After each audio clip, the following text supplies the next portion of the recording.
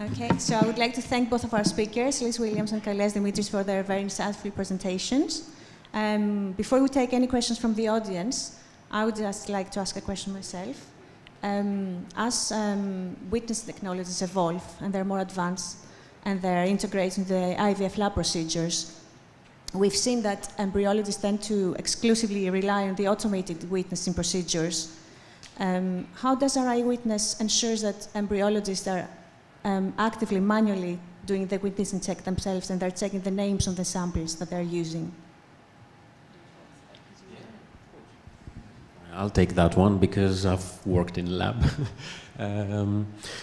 So yeah, there is a system, there is a facility on RI system where you configure the system to call for a second embryologist. So you can yourself assign, let's say, a new dish and give it the code of a patient.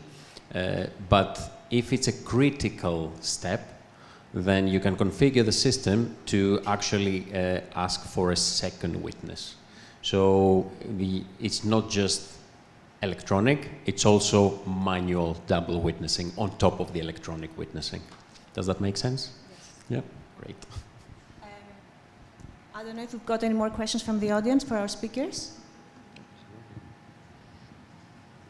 No? Anybody? Okay, can I have one more question then? Of course. You've said that for clinics that belong to the same group, if people move their embryos or gametes across the different clinics, you can trace everything, so the witness checks are done quite nicely. Would that be able to happen? Would that be feasible for clinics that use your system, RI Witness systems, across the globe? I'm sure there will be quite a lot of legal issues like GDPR, but would that be possible at some point? If they're in the same IT network, yes, they could. And again, obviously dependent on the legal requirements. Because I know, for example, in Australia, you've got to keep your data in Australia, likewise Saudi and UAE, etc. But if they're in the same IT network, yes, you could do that. So if somebody were to be moving location, moving country, and they were staying within the same IVF group, then they could be able to transfer their sample. It would be barcoded, and then basically the system can send notification to the other clinic that it's going to, and as soon as that sample is then scanned at that next clinic, all their patient history will come up and is transferred. So you keep that connectivity, that whole traceability is extended and continued. Okay, thank you. Okay, so Dr. Karadis has one question. Shall I give you the microphone? It's not a question, it's just a comment. From the point of view of the clinicians, I would say that the RI Witness brought us to a new era, the IVF units really, and give us a sort of a framework of security towards simplicity at the same time. And as you both said, give us the tools to make us better, and not only the KPIs, and also the performance of our embryologists, and which through audits we can, as I said before, make us better. Thank you.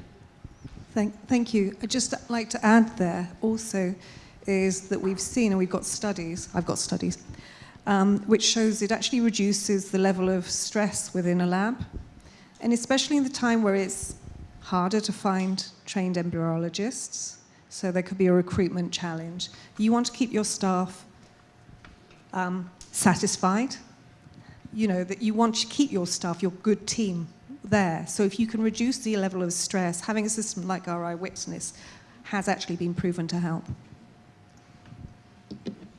Okay. Dr. Davis has a question as well. Just to upset the apple cart, to be the devil's advocate here. Have you ever had a case, somebody coming through the courts? Have you ever been sued for something which hasn't been picked up by your system, but is an incorrect, say, embryo transferred or an incorrect insemination. Has anything come through the system which hasn't been detected by, mismatch or whatever, but it's been proven that it's, correct, it's a wrong insemination or a wrong transfer? Has it ever gone so far? That's a fair question, and I can very happily say no. We've never gone through the courts. So all the years, there's never been anything getting through the system? No.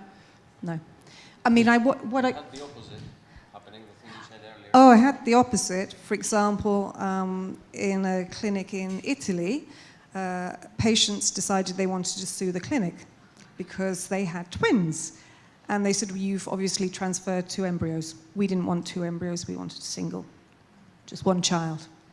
And the lab director was able to basically pull out all the data to prove and to show and demonstrate that only there was a single embryo transfer.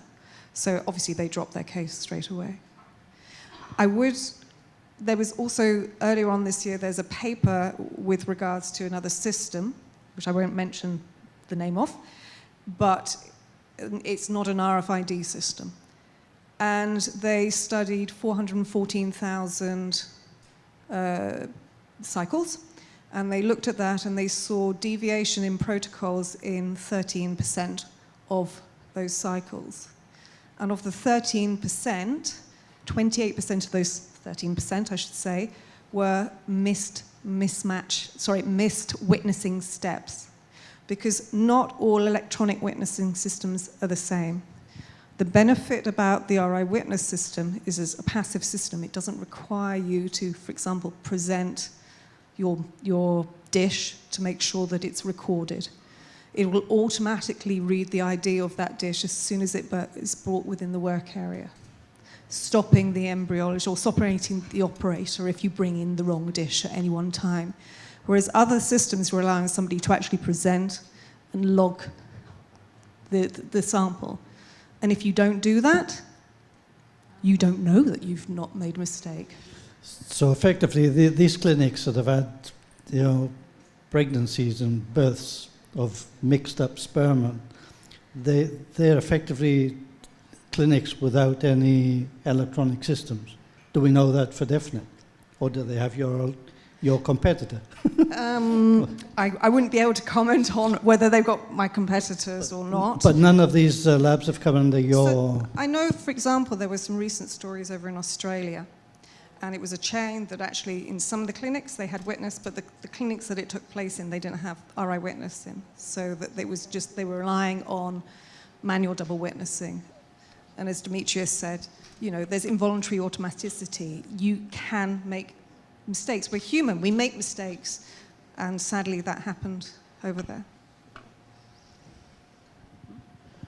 Just if we have like half a minute, I just wanted to add a little bit of my experience, because I was trained from day one in a lab that was using RI Witness, and all my working career in the UK, I've always been in labs with the RI Witness system. And then a year ago, I moved to Denmark, where there was not just no electronic system, there was no double witnessing either. And the time I spent there working those 3-4 months, I think the stress levels I had were like beyond describable. I just couldn't believe that this was actually practiced. Still practiced in embryology. So, yeah, I think the major benefit with this system is that it offers that extra level of reassurance and security when you do things. Perfect. So in the interest of time, we're actually going to move on to our next session. I would like to take the opportunity and thank both of our excellent speakers, and invite all of you to actually continue this exciting discussion later on during our lunch break. So thank you very much.